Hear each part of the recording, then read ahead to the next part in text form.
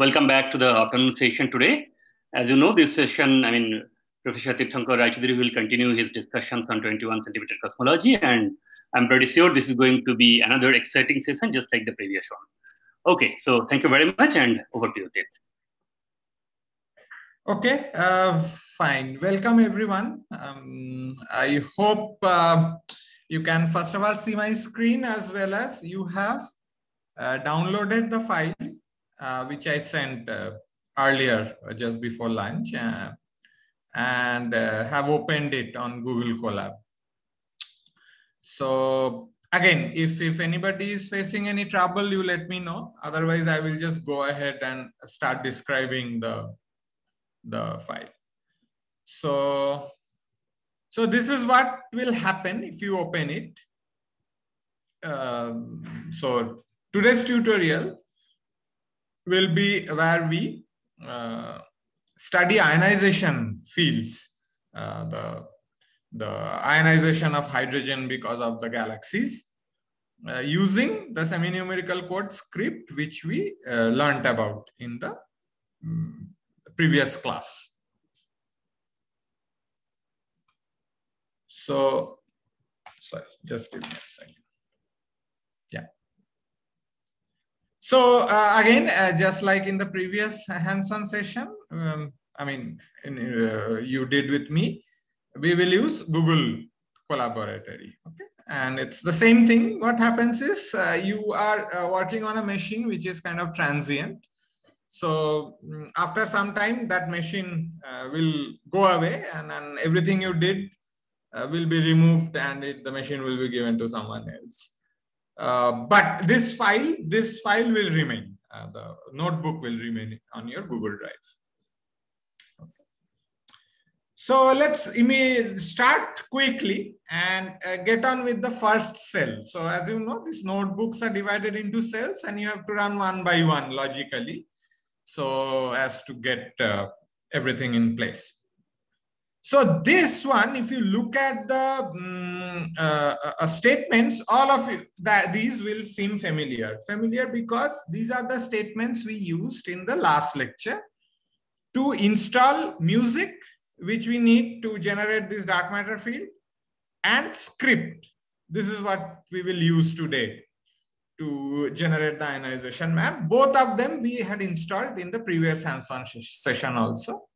And the prerequisite for these, particularly music, is the FFTW3 and the GSL library. So we will start with that. Then we will get music. We will install music using Makefile, all the changes we did. And then we will fetch script from the Git repository, and then we'll install that. So I'm not going to describe this cell in too much detail now. What I will do is I will just press Shift Enter or Control Enter. And you see it has started executing this cell. So it will start putting out the statements very soon. So initially it takes some time to allot your machine. And then you will see, yeah, it has started. So let's wait for some time. All of you can do the same unless you have already done so. It will. So this cell is the slowest because it takes some time to install these things, particularly the music. Okay. Don't worry about the error messages. Things should be fine.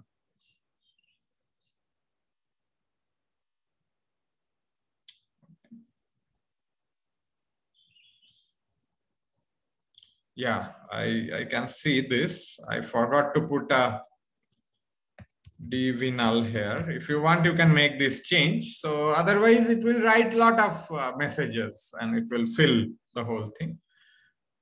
But this is not necessary also. Okay.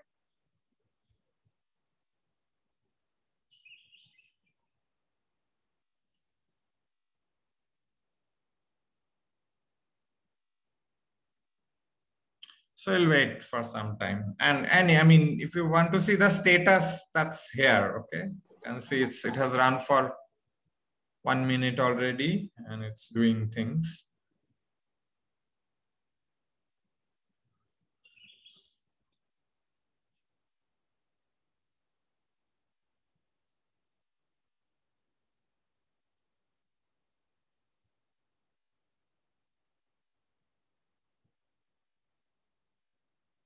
So if you can see this small green arrow, this tells you at which portion of the cell the code is at. So currently it is at this git. And remember, since I had forgotten to give this greater than /dev/null, it will write a lot of things now. Okay, here on the screen. If you put this and then run, then what will happen is these things won't be written on the screen. But as I said, it will just write, it won't matter anymore.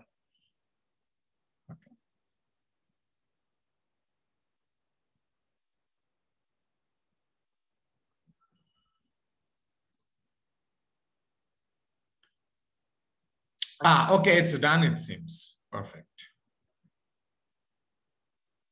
Okay, so it is done. It says 2 minutes, 3 seconds it took for the first cell to be executed. I hope all of you have done that.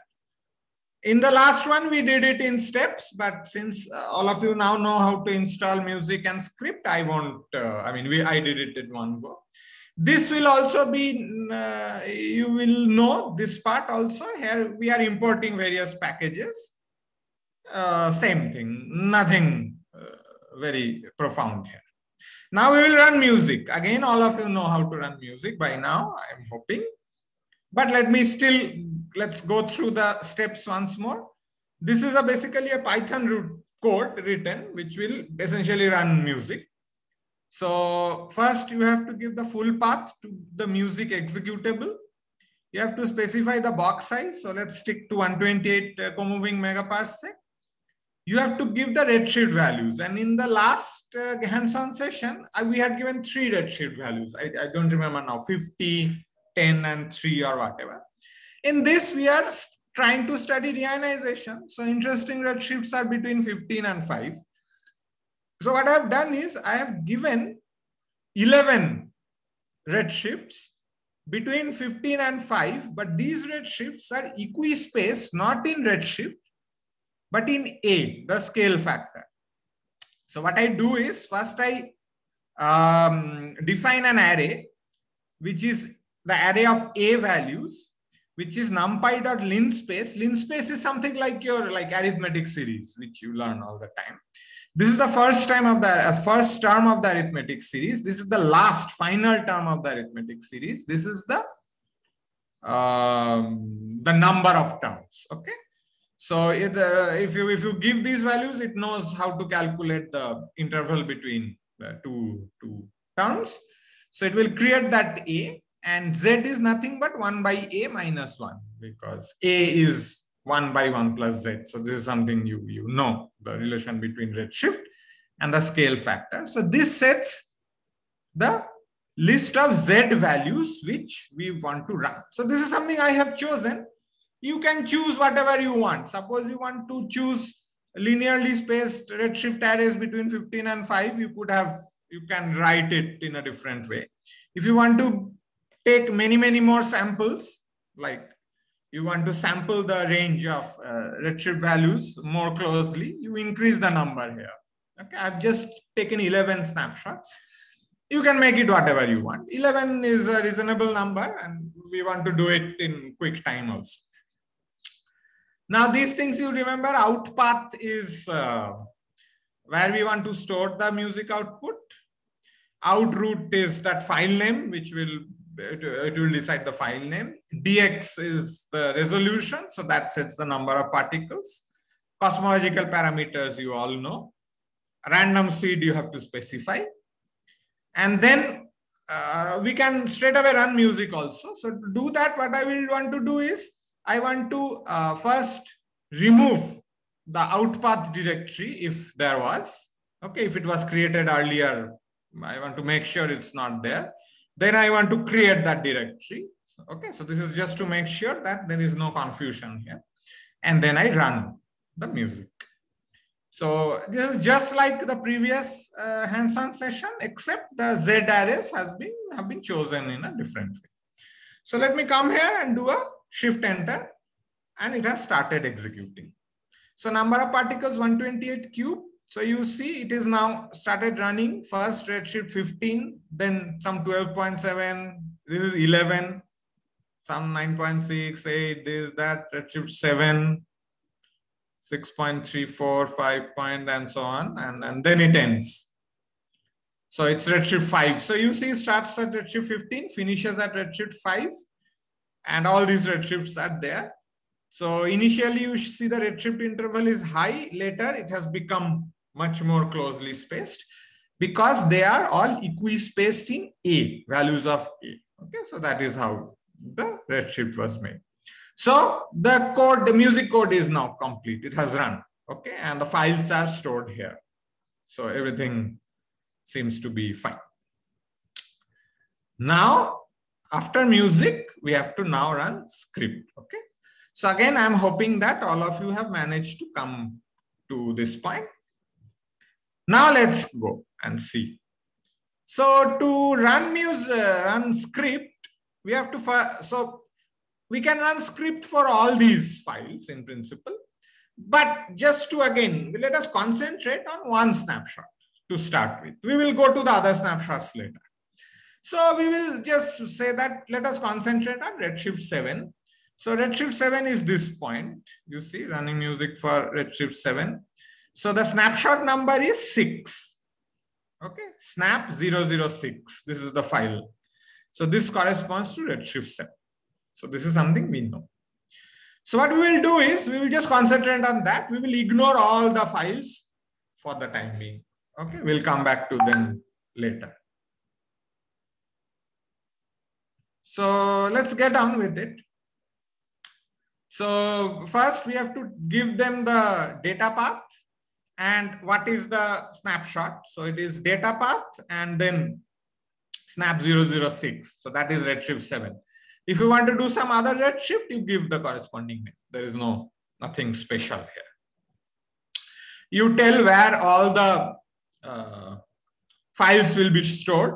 So I just say you store in data path and then a subfolder under that, which I call script files. Then you read the configuration files. This is something we did in the last hands-on session also. Now what we do is we read the music data. So this is something also we did in the previous hands-on session. So this reads the simulation data, okay? And does position, velocity, it reads. It also reads, it also does the smoothing and generates the density and velocity fields, okay? And does various other things, which will be needed later. So this is that base class, which is useful. Now we will use this to generate the maps. So what we will do is to generate the maps, you have to tell how many grids you want to do. So we want to do it in 64 cube grids. Okay, so that is our choice. So we want to make each cell like 2H inverse megaparsec in length. Okay, so 2H inverse megaparsec in each site basically. So that is our number of grid points. Then what we do is we generate the matter fields from the music data. So matter fields are nothing but whatever data you read in the music from the music outputs, you just get the fields smoothed to desired resolution. So in this case, 64 cube. So everything, so that everything can be used later. Then this is also a class object. This is another class object, which has to do with the ionization map. So it initializes the ionization map. So ionization map, you see, I mean, it works in the kind of chain. Matter fields knows about the music data. Ionization map knows about the matter fields, which in turn knows about the music data. So ionization map needs everything.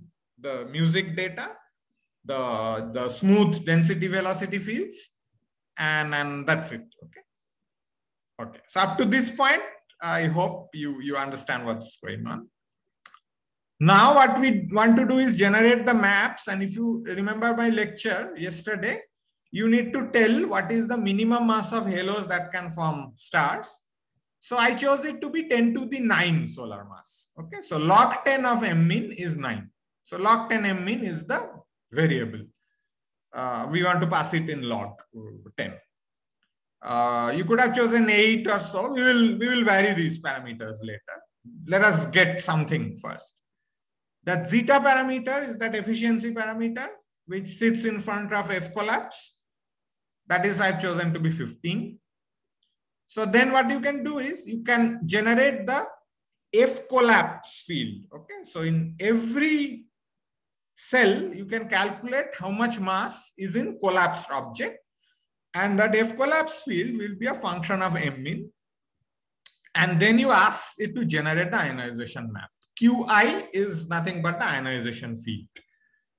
To get the ionization field, it needs to know the combination zeta into F collapse, because you know that is the combination which appears in the equation for ionization fields. Okay. And then some outputs, we can calculate the mean. So the mean is nothing but the ionization fraction times the overdensity. And then we can calculate the zeta times F collapse also. So we can come up to here and do a shift enter. Okay. So I have asked this to run. This will also take some time, slightly more time, because what it does is it reads the files, it generates the density fields and so on. So it takes a while. So again, let's see how much time it takes.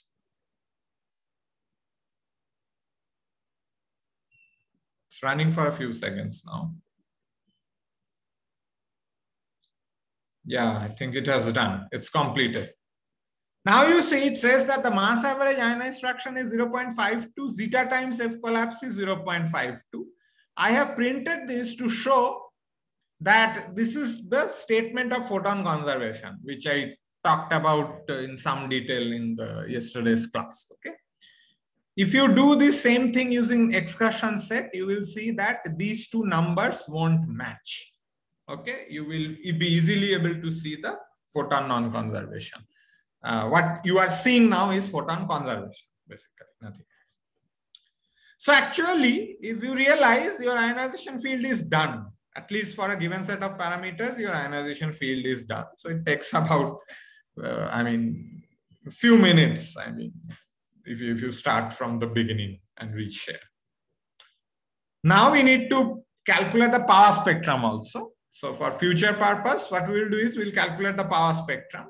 So the power spectrum is nothing but Qi is the ionized fraction. So 1 minus Qi gives the neutral fraction. That times the overdensity gives you the H1 field, okay, the neutral hydrogen field. And then these are basically initializing the power spectrum and then setting the bins, because we will plot the power spectrum in discrete K values, right? So you have to set the bin there. And then you just get the binned power spectrum. Okay. And we have set the units to millikelvin, because that's the units in which we plot the power spectrum, and it's done. Again, you see it's just taken 0 seconds. So now comes the crucial part where we will plot these things. So again, plotting, I have generated, I have initialized the panel. So there are 2 axes I have put. So this is like 2 into 2. I have divided this thing into 2 into 2 and just chosen the first and second as the one to plot the density field and the H1 field. The box is this. It is a music data dot box. I've chosen the center to be 0.54. You can choose to whatever. N-grid and other things are known.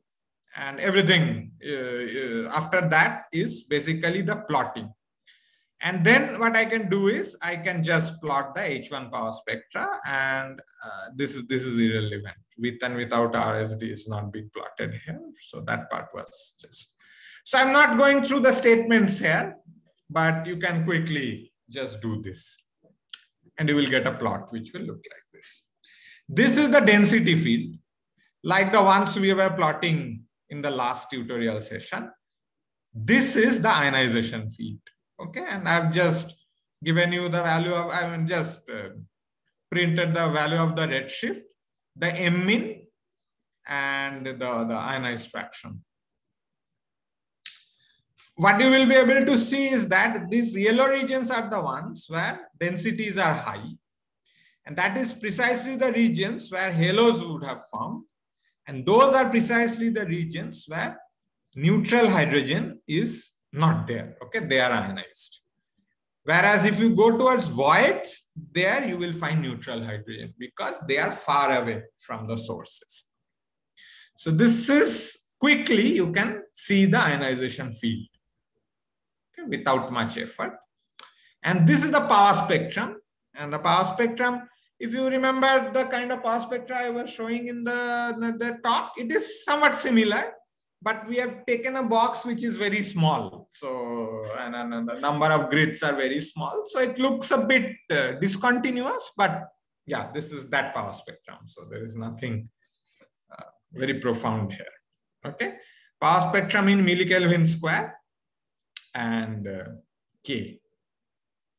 Okay. So if you again have gone through, if you remember the lecture yesterday, you will know what are these things we are talking about. So again, I will pause for a few seconds and see if everybody has reached here.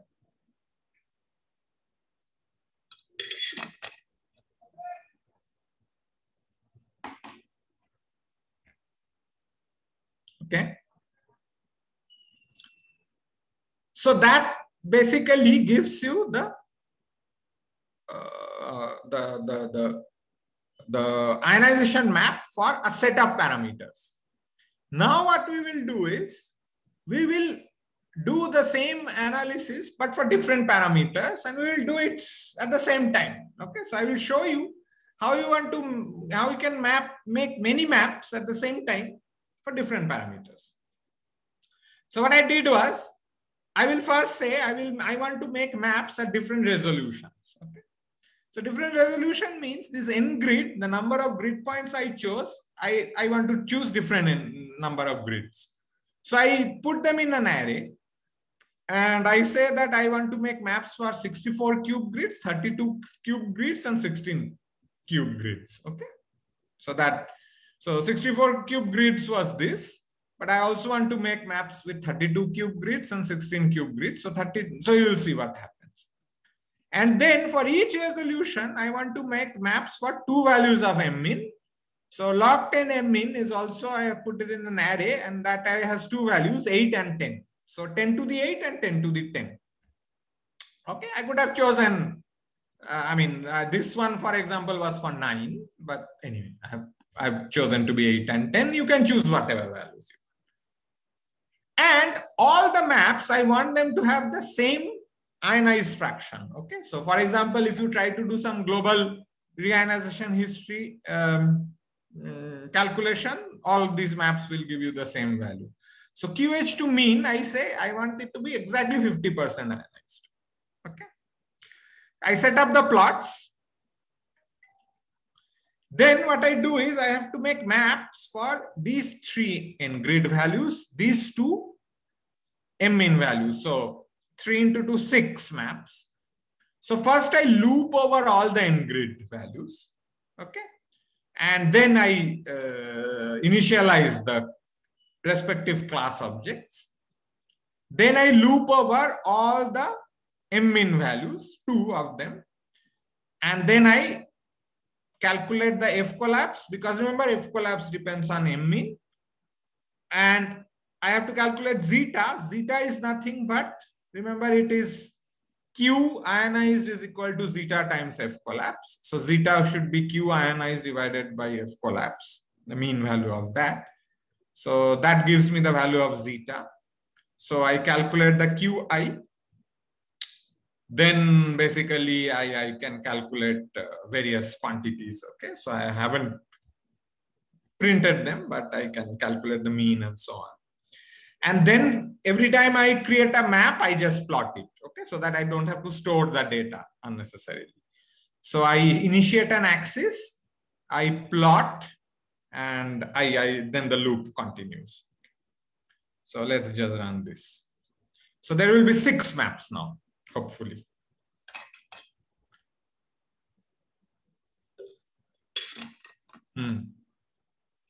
So here they are. So now you see which map is what. The top panel, you see, it gives you the value of log m min. So log m min is 8 in the top panel. And log m min is 10 in the lower panel. So 10 to the 8, 10 to the 10. Delta x is 2h inverse megaparsec in this. So that is like 64 cube. Delta x is 4h inverse megaparsec in this. So that will be what? 32 cube. This is 16 cube. Okay. So now let us look at it. Basically, what is happening, you see, if you go from here to here to here, the map essentially is same, but you see, as you go to lower number of grids, that means coarser resolution, you are losing the small scale structure. Okay. So you can clearly realize that these maps are nothing but a low resolution version of the left-hand side map. Okay. So as you decrease or coarsen the resolution, the maps will look kind of low resolution version of the original map.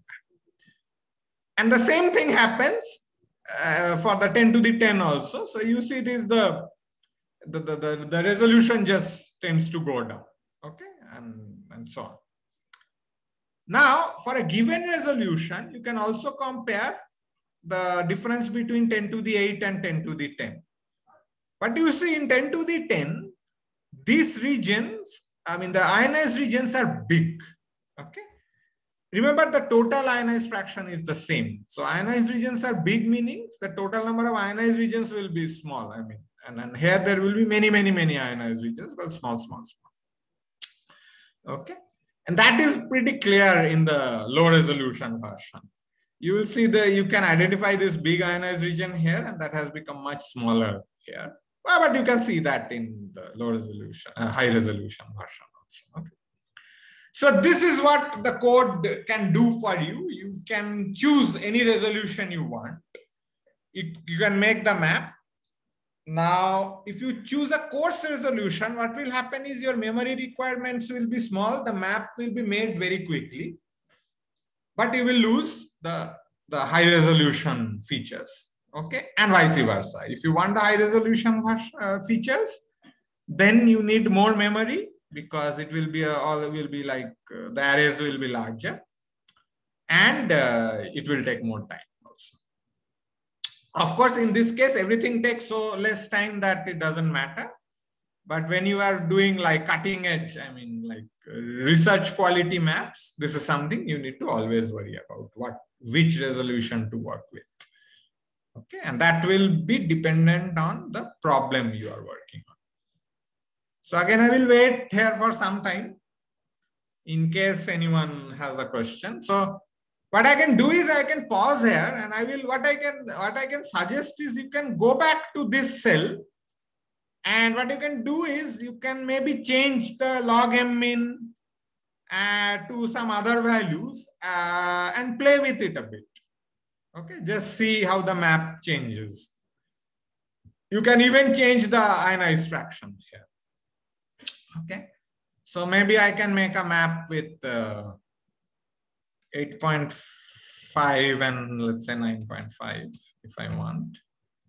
And I want it to be quite ionized. Okay, QH2 is high, so it will be highly ionized. And I just run it. It will take only a few seconds to run. So you see now it is highly ionized. So it has become very yellow. Okay. And the difference between 8.5 and 9.5 is not that much. Earlier one was 8 and 10. So you could see the difference quite a bit. In this case, it's very similar. Okay, at least visually. Of course, if you plot anything quantitatively, you will see the difference. Whereas I can go to 8.5 and 10.5. That may show some difference.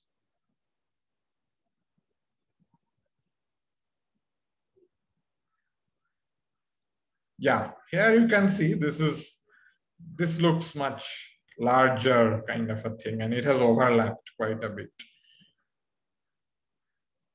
Okay. Whereas here you see a small ionized region that is almost not here, not there anymore in this case.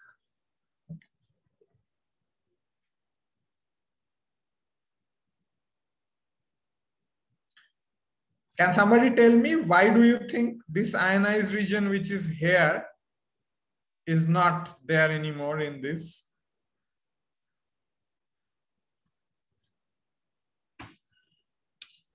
Let's see if anybody can attempt this question.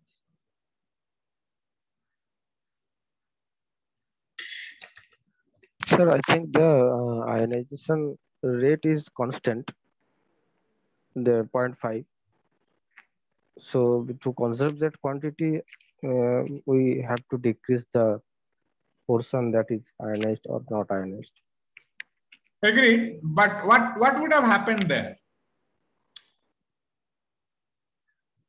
Maybe recombination. There is no recombination. There is no recombination in these maps.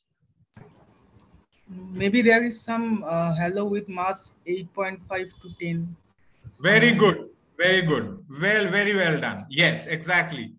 So here there is a halo between 8.5 and 10.5, which did some ionization in this case. That halo is still there in the lower panel also, but it is not producing stars or ionizing photons. So that is why it is not showing up here. Yes, this is the answer I was looking for. Okay. Yeah. And of course, I didn't plot the halos and the halo fields because they come with their own difficulties. They were calculated when we initialized those class objects, but I didn't plot them. Otherwise, we could have actually gone and verified that directly. Okay, but what you answered is absolutely correct. Okay. Okay, so maybe I can go to the next panel. Okay, that will be, this will take some time, this panel. So now what I'm planning to do is, so this was for one redshift, okay?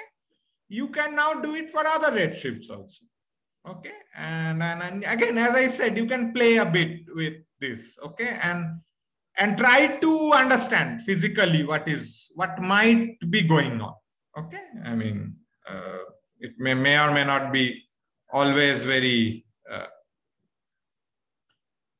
straightforward, but you should try to vary these parameters and see what is going on for each of these cases. That will give you a feel for basically how reionization progresses. Now I come to the point where I will use all the 11 snapshots we made. And what I will do is I will make a movie. Okay, the kind of movies I was showing in the class, and I will show that this is nothing great, but for that you need some matplotlib. I mean, there is some packages which are available for creating animation. So we will get those. We will make the movie with 64 cube grids. We will take log 10 min at 9, zeta is 15, the same earlier. You have to choose the center and so on. Now I'm not going to go through the rest. Okay, so these are mostly plotting statements, except like for every, we will put the whole thing in a loop, and what we'll do is we'll read all the files and create the density field, ionization field, and so on. Okay, and also do the power spectrum. And rest is all plotting details. And you can go through them, and there are some things which are non-trivial, but this is how you make movies. And if you can understand this part, you will be able to make movies every time. So I will just make shift enter. So it has started running, and it will tell you which file it's working on now. And it will take some time because it has to process all those 11 files which we have created. So it has started with snap 000, that is Redshift 15. So it is processing that. So it will now, remember, it will read the music file, it will create the density files and so on. So it will take some time. The first time it takes more time. The next time when you do, it will take slightly less time because it creates some files and keeps it. Next time it can read it directly. Of course, if you leave this thing for a longer time, the machine will go and you have to do everything again from scratch. People who have who could install in their own machines, it becomes very easy. So let's leave it for some time, and in your cell also, hopefully it's running. So you should take a look now.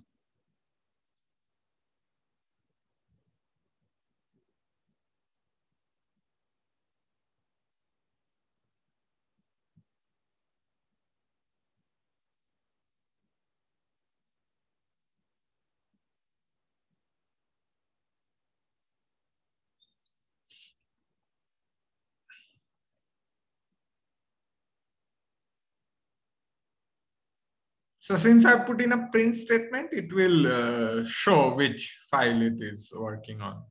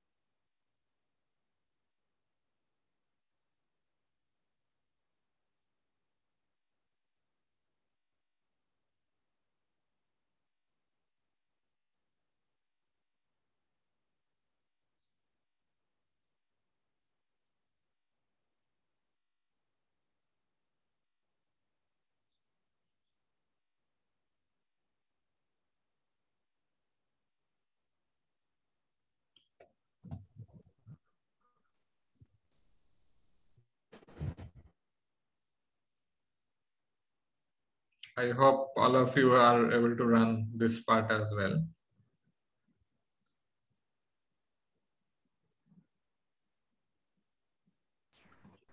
Sir, is there any service where we can run this with higher resolutions for free, probably? Okay, I don't know personally, so sorry about that.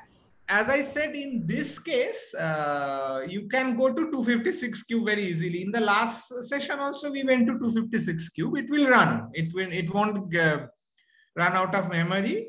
Also, it will run in reasonable amount of time, more than what is happening here, but it will run. If you want to go more than that, then at least I don't know of any free service. Because you are really talking about tens of gigabytes of RAM. Okay.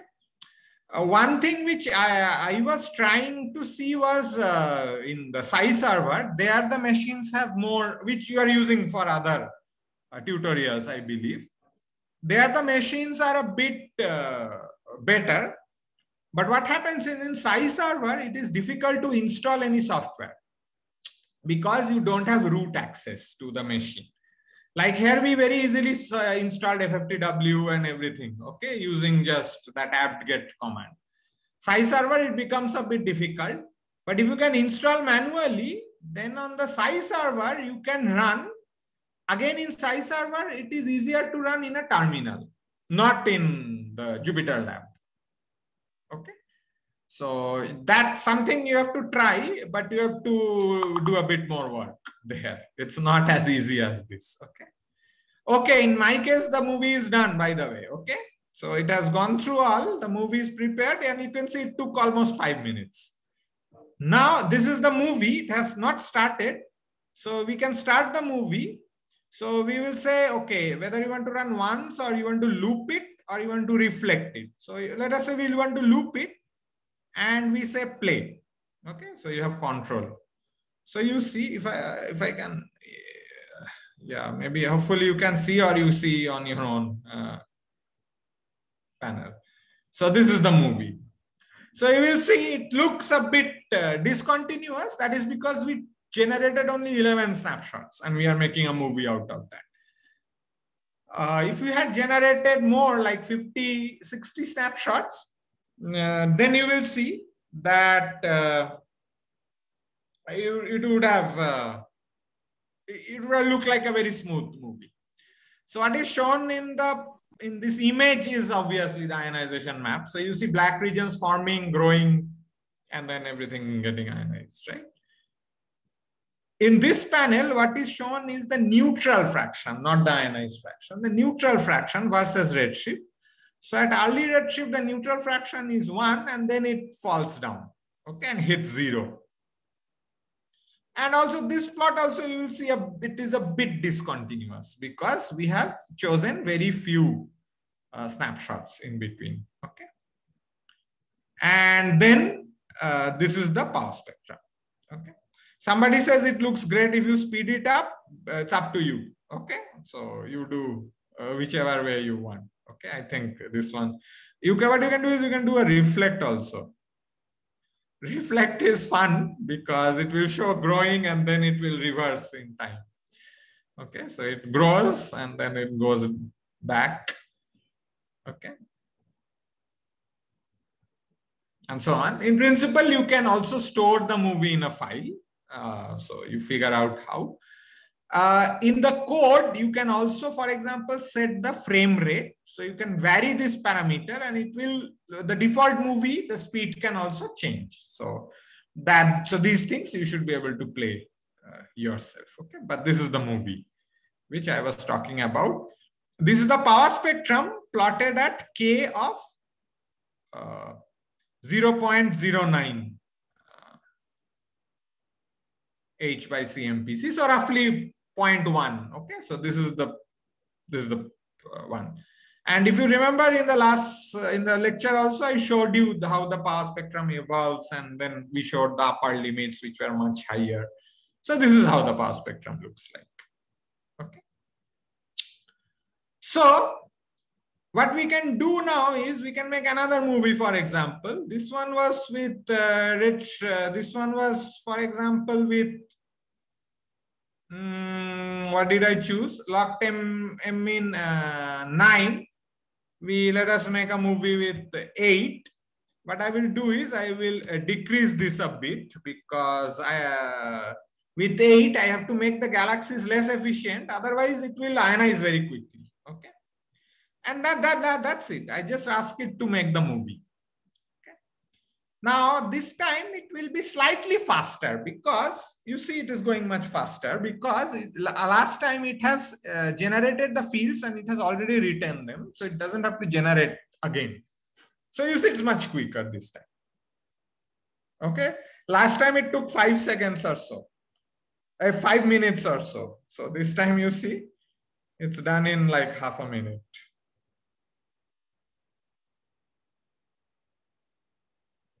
Yes. So 31 seconds it took. And if I just loop it, yeah. So you see it. This is a slightly different movie. And okay. Now, if there was a way to play these side by side, which I don't have now, you could have figured out the differences, for example, in the two cases.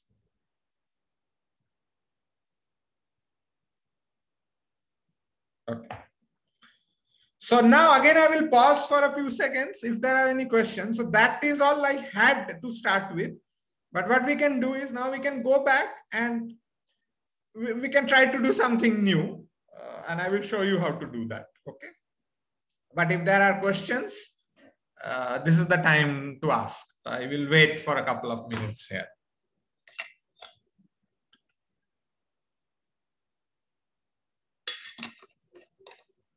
Since we have time.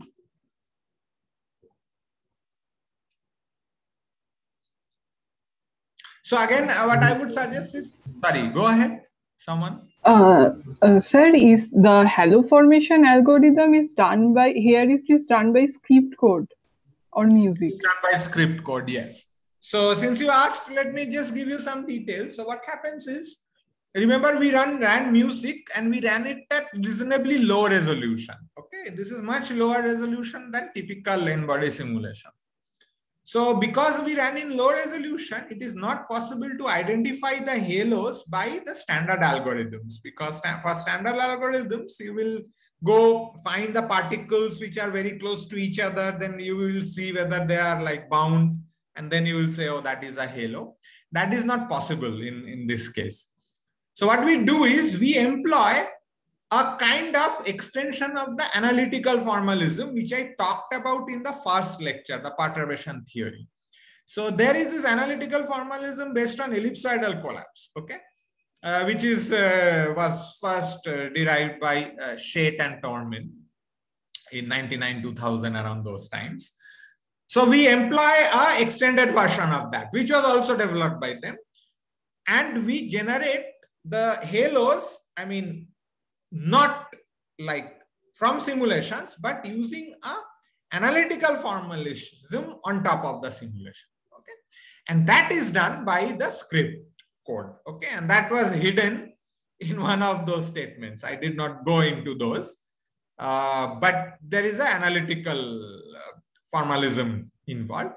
And I also showed you the plots of like mass functions for Schett-Tormin and what you get from simulation, and they match quite well. Okay, so we don't have to do like proper simulation to get the halos. We can do it by analytical prescription here, but it is done here in the script code. Okay, so it is done in these two statements.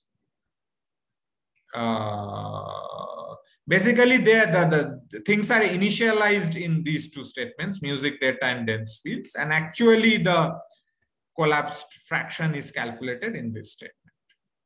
Okay. So this is how it is done.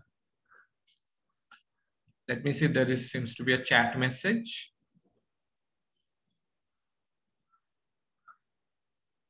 So somebody asks, as you said, that photon conservation is important, otherwise we might misinterpret our results. So Aritra Kundo is asking that. So has it been implemented in other similar codes? If not, then what should one do to get around this issue when using those codes? So if you are using proper radiative transfer codes, then photon conservation is not an issue. I mean, it is automatically conserved. Photon non-conservation is an issue only in excursion set based codes, and there is no solution there.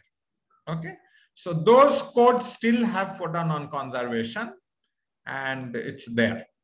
Okay, so but what has happened is, I mean, we also, I mean, used to do for excursion set before we developed this code. So I don't want to criticize those codes too much. They are actually very useful. They are very fast. But we think now people should either find a way to deal with this issue in those codes, which people haven't found. And we believe that it is such a fundamental problem that it is not possible to solve it within the framework of excursion set models. So that is why we moved from excursion set to these models. Okay, so that is how we look at it. So if you are going to use excursion set models, this is going to remain, unfortunately. And at this moment, yeah, we don't know how to get around that. So that is why we are advocating this photon conserving code. Though most people still use the excursion set codes because they are very popular. They have been developed for a long time. And, yeah.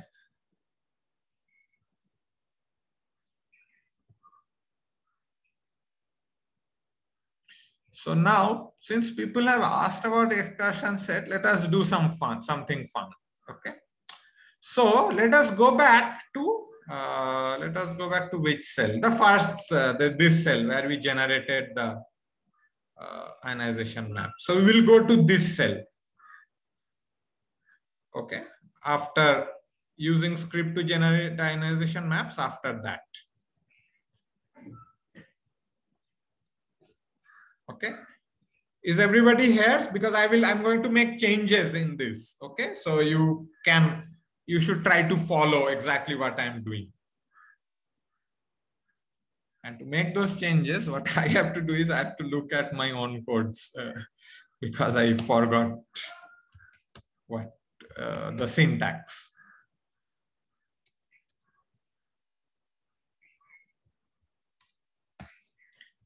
Okay. Yeah, no, it's easy.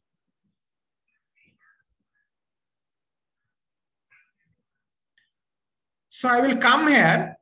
This is the ionization map. Here I will put an extra argument. I will say comma method equal to excursion set. Earlier I did not give method. If you don't give the method, by default it will take photon conserving. If you give the method to be ES, it will take excursion set. If you had given PC, it would have done photon conserving. If you give nothing, it will still do photon conserving. That is how the code is written. So what I have done is I've kept everything the same, but I want to use excursion set model. So script also has the excursion set implemented. Okay, so that's something. And I just run. So I don't make any other changes. So now you see the output and tell me what you see and what it means.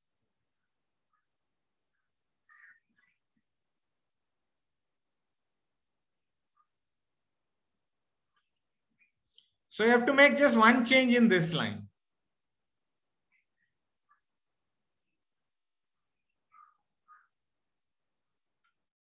Okay.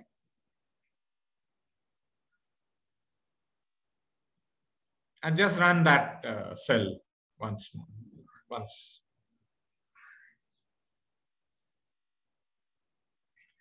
So it gives run just that cell and it will print out some quantities. What do those quantities tell you? There is a photon non-conservation is happening. Yes. So you see zeta times F collapse is the measure of how many photons are produced. Okay. That should be equal to the total number of hydrogen atoms ionized, which is this ionized fraction. So earlier when we did PC, both were 0.52. Now you see photon non-conservation has happened. Okay. So this is what is interesting. And what we can do is we can we can run the next cell and also the next cell. Yes. So what it will do is it will plot the map. So this is for the excursion set. Of course, from the maps, you won't be able to understand anything, but photon non-conservation has happened here. Okay. I mean, visually they may look very similar, but yes. So this is where we see there is a problem. Okay. What we can also do is we can change the value of, okay. So let us go back to the same cell again. What we can do is we can change the value of this. Let us say log 10 min is 8 and run it again. Okay, sorry. This is everything is ionized. So there you don't worry about because everything has gotten ionized. So let's make it a bit smaller, zeta to be 10 or something. Because the zeta was so high that everything got ionized. So again, you see there is this problem of photon non-conservation. And what I'm trying to say is that the amount of photon non-conservation is not a very fixed quantity. Okay, so that also keeps on changing as you change different parameters. Okay, let me try to go to a value which is closer to 0.5. So this will be what? 1.7 or something. Yeah, so you see, earlier when we were doing with log time in 9, the zeta times F collapse were 0.52 and this one was 0.48. When I do it with 8, the photon non-conservation also is now very different. Okay, so this is the problem because this is not a constant factor. It depends on what kind of model you are using. Okay, so this is another way of looking at the severity of the problem. So you cannot correct for it very easily because it will depend on the model you are using. So yeah, so this is another problem for the photon for the excursion set models. Sir, why this depends on M mean? Because for that you have to understand the reason for photon non-conservation, and for that, unfortunately, you need to go to a bit of mathematics of the excursion set models. So I cannot tell you just very easily here. For that, unfortunately, you have to read the paper, or I have to take a full class showing you the mathematics a bit. Okay, so yes, but it depends on this. Okay, and photon non-conservation for everything same will become more severe if you increase the value of M min. So yeah, that is how it is. Okay, but we understand why it happens. And sir, it also depends on QH1, the ionization fraction. Yes. So for example, suppose we go to a very early stage of reionization. So early stage of reionization, so what I'm doing is I'm making the zeta very small. Okay, so zeta small means very less will be ionized. So in that case, even excursion set will actually have full photon conservation. Okay, so at early stages of reionization, photon is conserved. Okay, at the late stages, it creates a problem. And I can, give you a very crude understanding. Okay, it has to do with how the bubbles overlap. Okay, so at early stages, the overlap of bubbles is kind of slightly less because the bubble sizes are small. Later, the overlaps are not only overlaps, but they're very complicated overlaps. Okay, I mean, one small bubble overlapping with a large bubble, then there is a third bubble from somewhere, fifth bubble. I mean, it's a very complicated scene. So as you go, this tends to become more and more complicated, basically. So yes, so that is, you can see, photon non-conservation also depends on the stage of reionization you are in. Now, let us do another thing since you asked. So what we did was, this was our default case, let us say. We did it for n grid equal to 64. This is a 64 cube grid. Photon non-conservation is, you can see 0.52 to 0.49. Just note it down somewhere. Let us run it for 16 cube. So I change n grid to 16. Has everybody noted this? I don't change anything else. Okay, I've just made the resolution different. Okay. Now I run the code and you see when the resolution is different, photon conservation is recovered. So it depends on, now your maps start to depend on the resolution you are making the maps. And that is very worrisome. Okay, so that should not happen. I mean, the low resolution maps should be a kind of very coarser version of the very poor quality version of the high resolution maps. I mean, in a very crude way. But here, the nature of the map itself is changing. Okay, this does not happen in photon conserving models. Okay, there photons are conserved in any resolution, in any stage of reionization. Okay, I can run it for 32 also. You will see it will be non-conserving, but slightly less. So you see, as I make the map coarser and coarser, the non-conservation becomes less and less severe. Okay. However, if I make it PC, photon conserving, then all will be 0.52, 0.52. There is no confusion. Okay. And it doesn't matter at which stage of reionization we are in. Okay. Okay, so suppose I am at some later stages of reionization. I mean, it doesn't matter. It will be conserved. So this is to show you the photon conserving versus excursion set, what happens.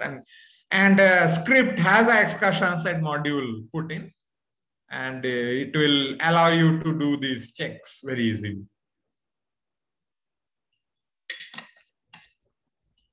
Let me show you something else which may help. This will be valid if you install script on your own machine. So if you install script, there will be a directory called script. Within that directory, there will be many things, but there will be a folder called examples.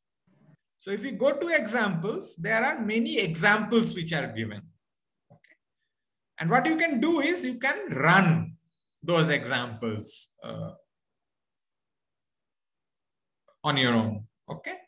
And you can try to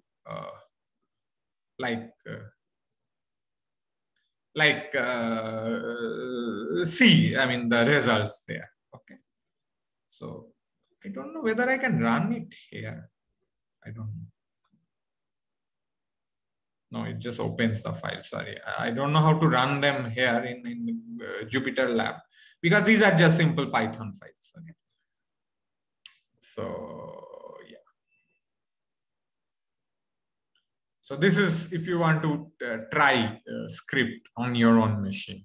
There will be examples given. You go through those examples and you will be able to pick up the basics, okay, of how to run. Unfortunately, script, the documentation is not that up to date. I did not get time to document, make the documentation. It takes a lot of time. But there are examples, so hopefully you can understand what's going on. Okay. Yeah.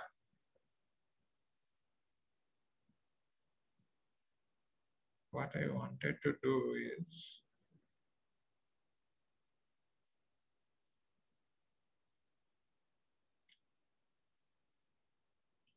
anyway, I don't remember what something else I wanted to do. But anyway, I have done the most important stuff already. So what I want you to do now is in the rest, whatever, 10-15 minutes, I want you to try various things. Okay, so suppose you can, whether you are able to change the model parameters and run and see what is going on. Okay. So somebody said when I clone script from GitHub, no, the build directory will be made when you set up, when you make the script. So basically, for installing script, you have to run this command, python setup.py install. So if you do that, it will have the build directory. Okay, and the build directory will be very specific to your machine. So yeah.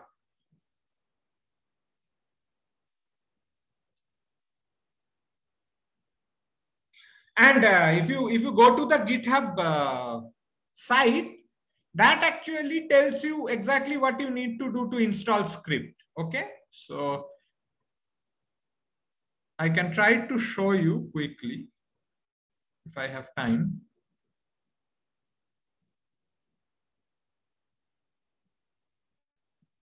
Just give me a second.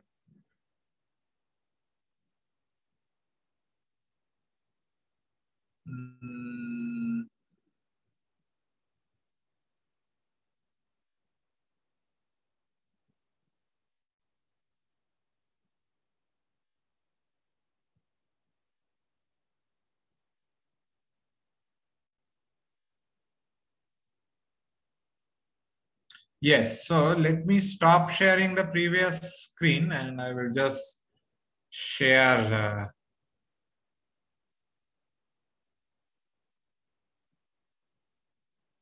So this is the, if you go to the GitHub site, the basically Bitbucket, you will see this is how it will look like, some variant of this. Okay, don't worry about the exact nature. And it will essentially give you the steps you need to download and install. Okay, so first you have to clone the repository. For subsequent updates, you don't need to clone, you have to just pull basically. So it will just download only those files which have changed. Okay, and so that is a good part. To install the code, you have to go to the folder script and type python setup.py install -- user if you do not have root access. If you have root access, then you can remove this -- user. Okay, then it will install in the root. But you have to then give a sudo or something equivalent in front. Okay. You can install it in the user area. That is also good enough. Then, yeah, I mean, there could be issues if it cannot find the Fortran compiler or FFTW3 libraries. In that case, you have to solve the problem. And I have given you some hints on how to solve the problem. It will be very machine specific. Optional, you can install music. That's up to you. Then you can run the code and so on. And then what you can do is you can go to the examples directory and run those examples. Okay. And there are various examples which are given, which basically will tell you how to run script. Okay. So that is a good option. Okay. So somebody has asked Anaconda environment, it should be all right. I haven't tested it extensively in the Anaconda environment, but it should work. That is my understanding. Unfortunately, I did not have time to test. I mean, I haven't tested all possibilities in the Anaconda environment. The simplest things runs easily. Okay. Maybe this is something I can keep it on my to-do list. Sometime, at some point, I will do some checks here. Okay, so I will stop sharing and then I can go back to the notebook once more. Yes. Yes, so again, now I am like open to questions and discussions. You can ask whatever you want to.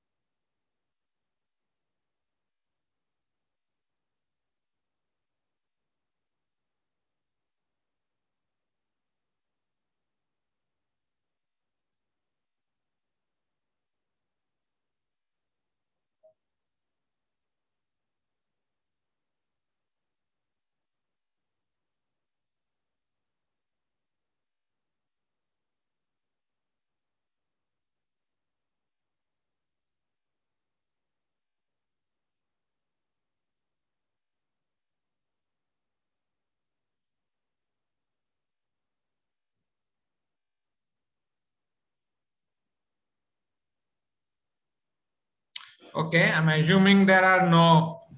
Sir, sir, one question. Yes. As you mentioned that script is using the setTorm and mass function Yes. for generating hellos, but it is in agreement with the simulation for only Lambda CDM. But Yes. if we use any other model than Lambda CDM, then it will not Yes. match So with the simulation. Script for the moment doesn't have any support for To models other beyond models. at this moment. No.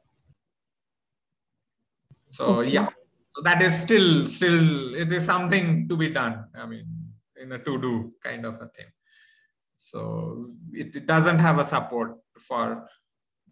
Sir, I mean, yeah, go ahead.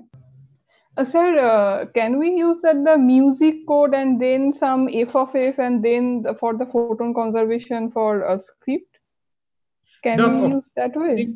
No, music and FOF won't work. So for that, you have to run a full gadget simulation. So if you want to use, So I'm assuming that you want to use something which is like not cold dark matter, but some other kind of dark matter. Yes. So in that case, you have to do a full gadget simulation. And then, okay, then you have to worry a bit because running FOF on gadget simulation for WDM models also have problems.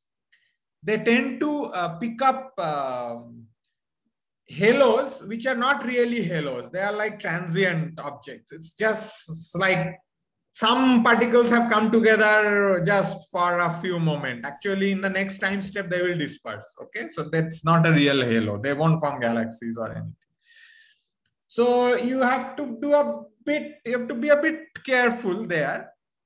But in principle, I think it can be done. Yeah, but music won't work. It will, you have to go to gadget, then run FOF on that.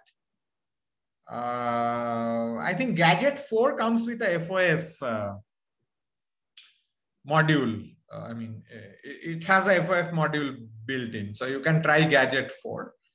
And then on top of the outputs, you can use script. That is possible. Can we also use the particle mesh code, then FOF and then script? Yes, that is also possible. That is also possible. Yes. Yes. Now, only thing is script. Okay. I mean, if you the statements which I showed are written in a way that it reads a file in gadget format. So one option you can do is you can take that PM code output and write the format in gadget format. Or within script, there are other routines which I did not show here. I mean, you can pass, you can read the file with your own code and pass the arrays to script. That also is possible. Okay, but there you have to do it in 2 steps. You have to write your own code to read the files. And then whatever you have read, you pass to script as arrays. By default, script will assume that you have a file which is in the gadget format. Okay. But as I said, it is possible to do it otherwise, but you have to make appropriate changes in these statements, music data and other things.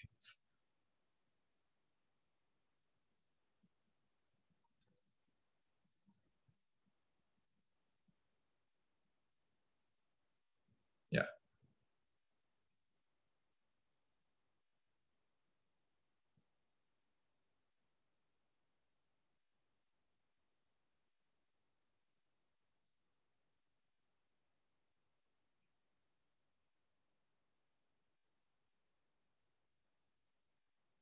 Okay, since we have time, what we can try to do is we can try to see if we can make a slightly better movie. So what we will do is we will just put 50 of the order of 50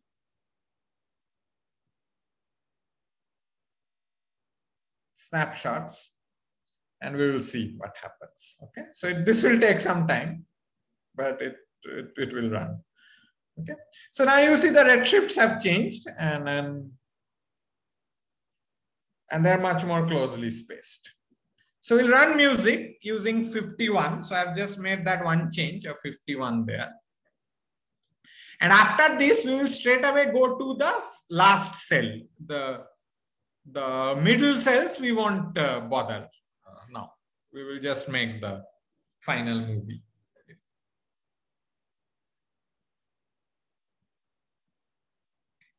So it will make 50 snapshots. It has come up to what, 17 already.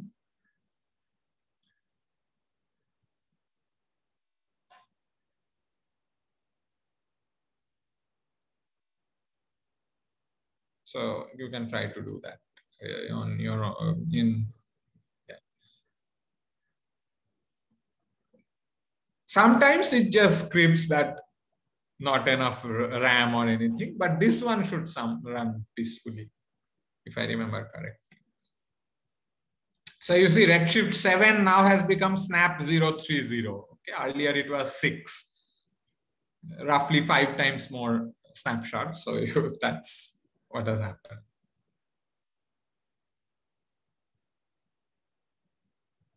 Yeah, we're almost there.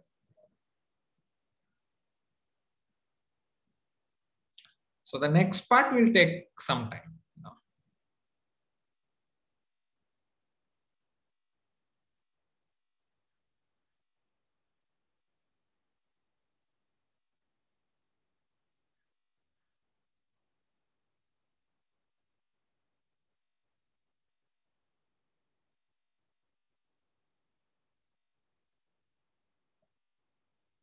Just checking whether it has created all the files.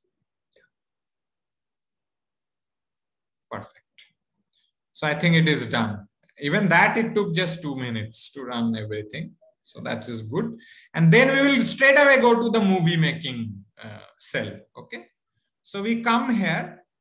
I just wanted to check whether everything looks fine. Looks fine. I think no changes need to be made. What I can do is I can make this a bit faster. So I will make it frame rate is 10. Okay. And then I do a shift enter. This will take time because now it will generate the density field and everything.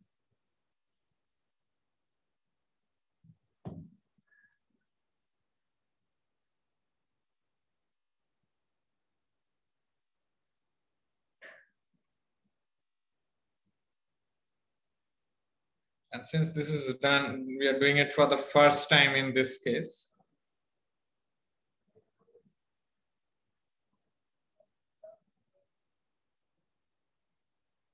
This will take, maybe it will, yeah.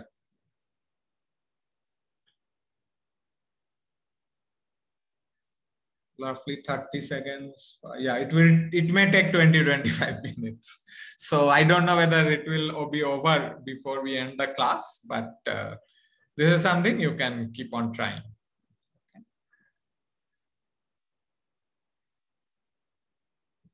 Okay. It will take 25 minutes of that order. But you will get a much nicer looking movie at the end. Sir, one more question. Yes, is there any upper limit or maximum limit for ionizing efficiency parameter? Okay.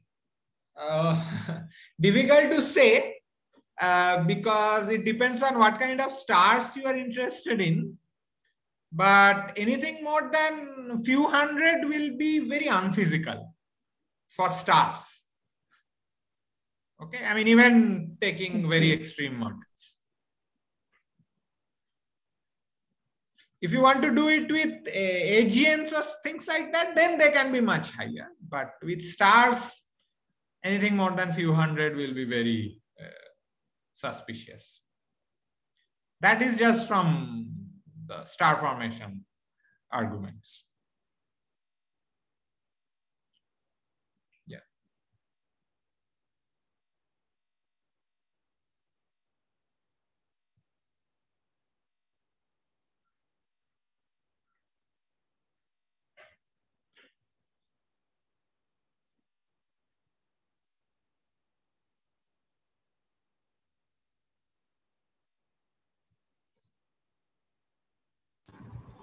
Sir, I had a question. So Yes.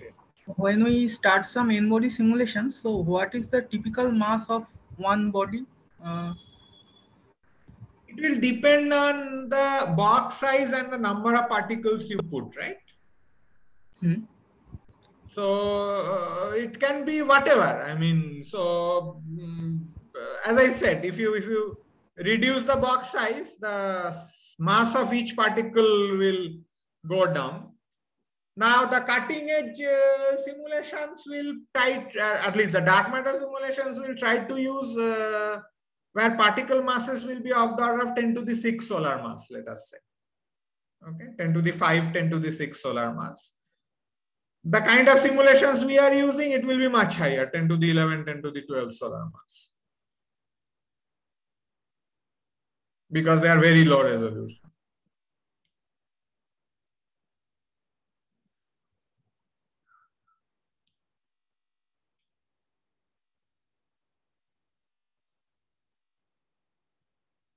But it, yeah, as I said, it will depend on the parameters of your simulation. Okay, sir.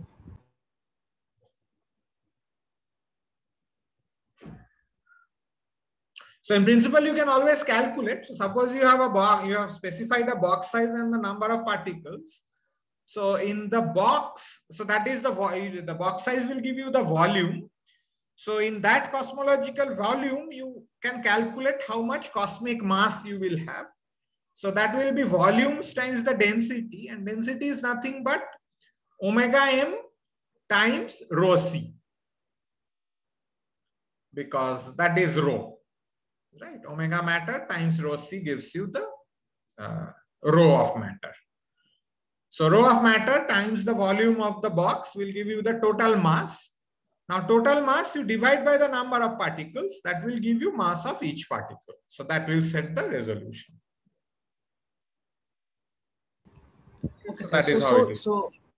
So when we are initially doing the n-body simulation, we are not differentiating between some cold dark matter or warm dark matter. Just for the n-body simulation, we are not differentiating there. Is it like that? No, you are not differentiating in terms of the masses and other things are fine. Where you are differentiating between whether it is cold dark matter or warm dark matter or something else is because you need to give the power spectrum, the initial power spectrum, because that will set the initial conditions. Now that power spectrum will be different for warm dark matter or cold dark matter. Okay, sir. Okay, so after the initial power spectrum is given, we are not giving any other information for. Okay. No, if it is warm dark matter, you don't have to give any information, because warm dark matter is such a particle which does whatever it has to do. It has done in the very early phase, but now it has become cold. Okay, so whatever we call warm dark matter is actually cold now. Okay, so their energies are not very large. They have become non-relativistic. They were hot when, for example, the dark matter was decoupling from the radiation and so on and so forth. So that is why they left an imprint on the power spectrum. However, if you choose a dark matter model where the dark matter is relativistic even now, for example, if you think that neutrinos should be the dark matter, then what you have to do is you have to go and change the n-body code. Okay, then you cannot run these n-body codes anymore. Similarly, if you are talking about axion-like particles like fuzzy dark matter or axion-like dark matter, there also the same problem occurs. Okay, so there also you have to go and change the n-body code, because now it is not. I mean, they are ultralight particles, right? So you have to put in their de Broglie wavelengths and whatever. I think, yeah, the corresponding Schrodinger equation needs to be solved. So it is only. So what I said that you don't have to change the n-body code is only valid for this specific warm dark matter models. Okay. Any other type of exotic dark matter, you have to change the n-body code itself. Okay, sir.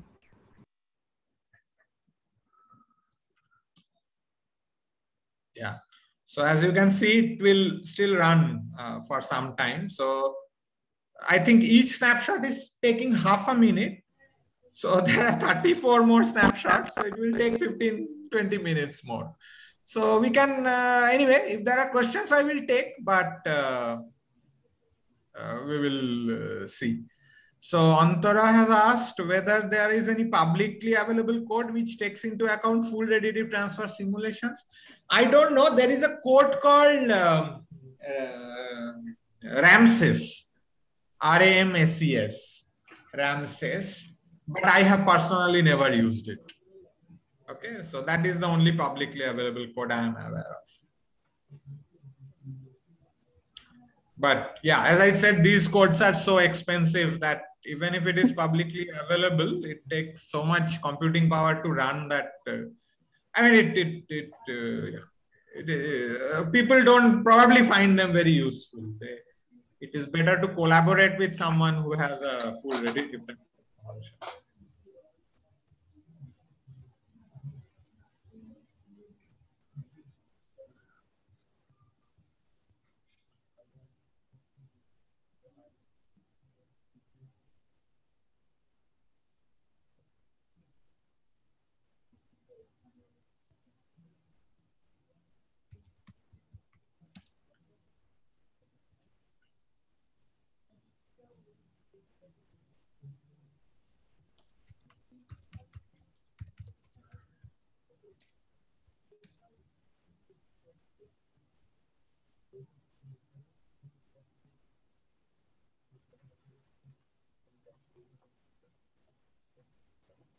It's called Ramses RP.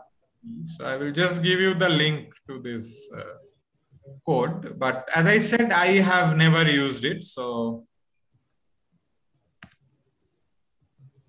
I mean, so you can try to do that.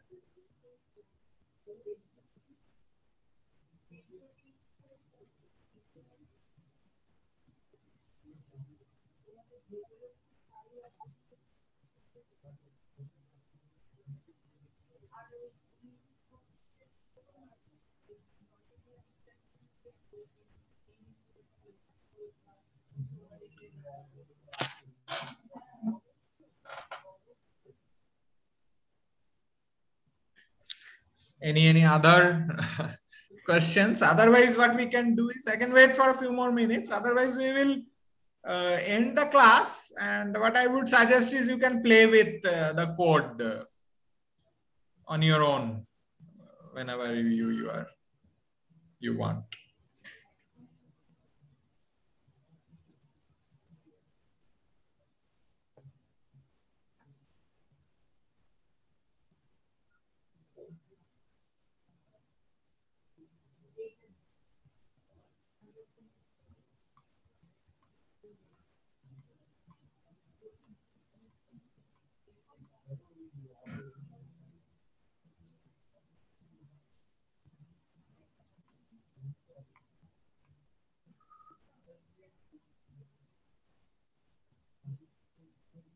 Okay, so I'm assuming there are no further questions. So what I will do is then we can end the class formally now. If you have any difficulties, you just let me know. Yeah, otherwise just have fun if you can use the code in whichever way you want. Okay, then. Okay, so if there is no more questions, then on behalf of the organizing committee, let me thank Professor Tirthankar Roychoudhury for a wonderful series of lectures and the hand-on sessions on LSS, ionization, and 21 centimeter cosmology. We learned a lot from that, and okay, we'd love to see you in ISI in person in future, and we thank you once again. Okay. Thank you very much. Okay, yeah, see you all sometimes.